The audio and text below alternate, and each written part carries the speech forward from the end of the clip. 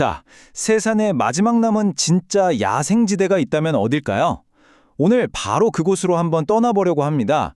인간의 발길은 거의 닿지 않고 오직 얼음과 침묵만이 가득한 세계로 말이죠. 네, 바로 이런 풍경이죠. 정말 많은 분들이 꿈꾸는 그런 고위도항의 낭만적인 모습인데요. 여기가 바로 현대사회에서도 진짜 탐험이라는 걸 할 수 있는 지구상에 몇 안 남은 그런 곳 중 하나라고 해요. 이온 암트룹이라는 분이 이런 말을 했습니다. 고위도는 여전히 제대로 된 탐험을 할 수 있는 곳이다. 그러니까 이 말처럼 북극은 그냥 여행지가 아니라 진짜 모험과 나를 발견하기 위한 최전선 같은 곳이라는 거죠.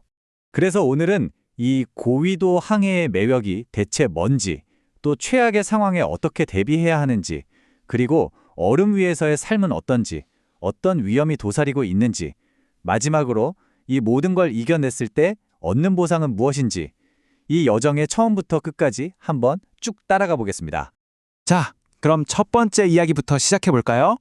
도대체 무엇이 사람들을 이 얼어붙은 꿈으로 이끄는 걸까요? 고위도의 유혹에 대해 알아보면서 오늘 이야기의 주인공들을 만나보겠습니다. 먼저 월동이라는 단어, 이거부터 확실히 알아야 해요. 그냥 추운 데서 겨울 나는 거겠지? 이런 게 아니고요. 일부러 배를 얼음에 얼려버리는 거예요. 그리고 겨울 내내 그 안에 갇혀서 완벽하게 고립된 상태로 지내는 거죠. 정말 엄청난 결심이 필요한 일입니다. 바로 이 엄청난 도전을 실제로 한 커플이 있습니다. 핀란드에서 온 유아와 소피인데요.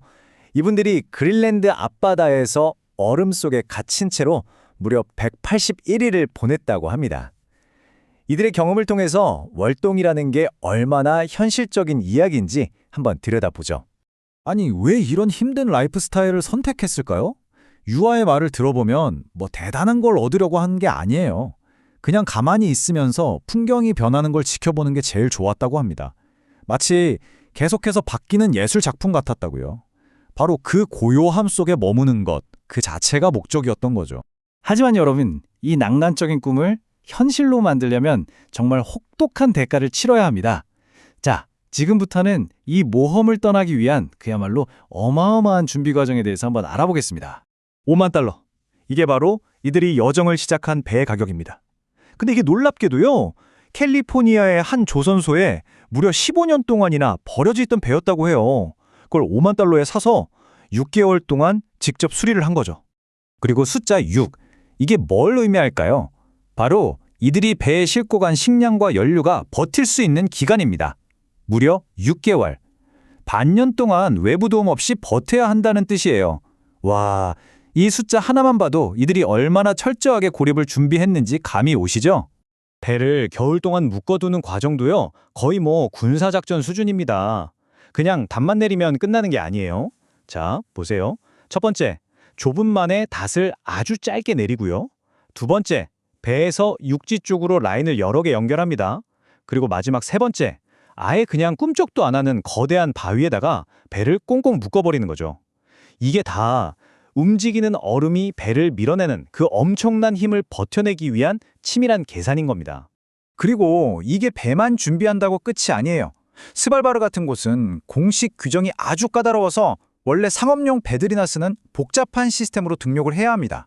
그러니까 이런 물리적인 준비 말고도 서류 작업 같은 행정적인 장벽도 만만치 않다는 거죠. 자, 이렇게 힘든 준비를 다 마쳤습니다.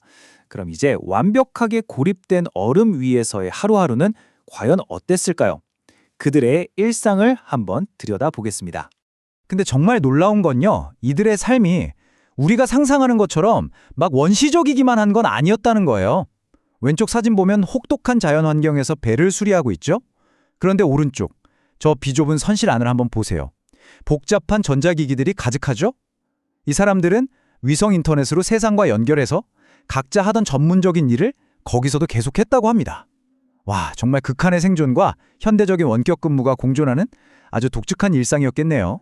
이런 자급자족 생활의 어려움은 진짜 기본적인 데서 나타나요. 처음에는 호수나 개울 근처에 자리를 잡아서 신선한 물을 쉽게 얻으려고 했대요. 근데 현실은 어림도 없었죠. 필요한 모든 물을 매일같이 눈을 녹여서 만들어야 하는 고된 작업의 연속이었습니다. 이렇게 힘든 생활에 따뜻한 온기를 더해준 친구가 있었는데요. 바로 그린랜드에서 입양한 노바라는 개입니다. 처음에는 북극곰 나타나면 짖어라 하고 경비견 역할을 기대했는데 어느새 침대에서 같이 자는 사랑스러운 가족 보트독이 되었다고 하네요. 자, 이제 이 이야기에서 가장 긴장감 넘치는 부분으로 넘어가 보겠습니다. 바로 위험에 대한 이야기인데요. 우리가 책에서 배우는 이론적인 위험이랑 실제 현장에서 맞닥뜨리는 현실적인 위험은 과연 어떻게 다를까요?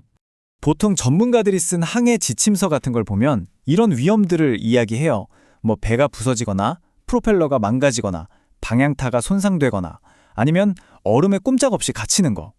다 어떻게 보면 기술적인 문제들이죠. 그런데 이걸 실제로 겪은 유아가 느낀 가장 큰 공포는 좀 달랐습니다. 그가 진짜 무서워했던 건 바로 얼음 그 자체의 힘이었어요. 배가 그 거대한 얼음 덩어리들 사이에 끼어서 그냥 통째로 으스러져 버릴 수 있다는 공포. 그게 늘 이들을 따라다녔다고 합니다. 결국 핵심은 이겁니다. 전문가 가이드북에서는 구조 임무는 매우 위험하고 비싸다라고 말하고요. 현장을 겪은 사람들은 여기서 구조는 거의 불가능하다라고 말해요. 말이 좀 다르지만 결국 똑같은 이야기죠. 뭐냐? 안전망은 없다. 여기서는 오로지 스스로 살아남는 능력, 그 자급자족 능력만이 유일한 생존 방법인 겁니다. 이들이 마주해야 했던 자연의 위협들을 보면요. 그냥 거대한 얼음 덩어리뿐만이 아니었어요. 북극곰은 물론이고 심지어 광견병 걸린 북극 여우까지 대비해야 했습니다.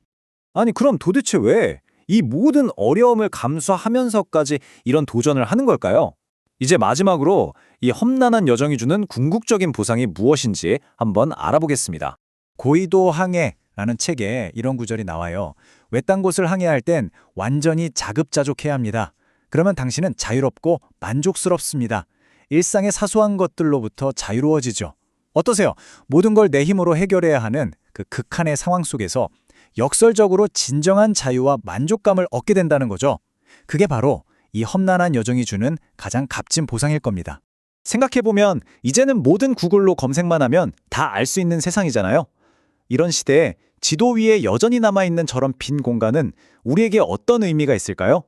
모든 것이 알려진 세상에서 저런 미지의 공간을 직접 마주하는 경험이 우리에게 어떤 가치를 줄 수 있을지 한 번쯤 생각해보게 되는 질문인 것 같습니다.